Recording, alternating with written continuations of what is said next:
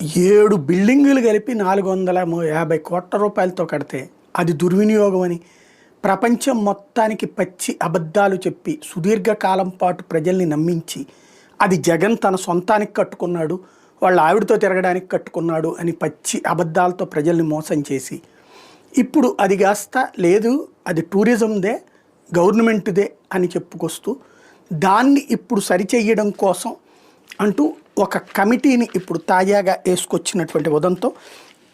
ఏదైతే ఋషికొండ భవనాల్ని పర్యాటక రిసార్ట్గా పేర్కొంటూ జీవో జారీ చేసినటువంటి సందర్భం. ఇదే టైంలో దాన్ని ఎలా చెయ్యాలి అని చూడటానికి గాను కందులు దుర్గేషు, పయ్యావుల కేశవు, బాల వీరస్వామి, వీరాంజనేయ స్వామి వీళ్ళందరూ కలిసేసి ఫైనల్ చేస్తారంట దాంట్లో ఏం చేయాలి. ఇంతకుముందు ఒక కమిటీ వేశారు, అంతకుముందు ఒక కమిటీ వేశారు. నిన్న అన్నిటికంటే జోక్ ఏంటంటే సాధారణంగా ఫాల్స్ సీలింగ్లో నీళ్లు ఎట్లా పడతాయి, ఆ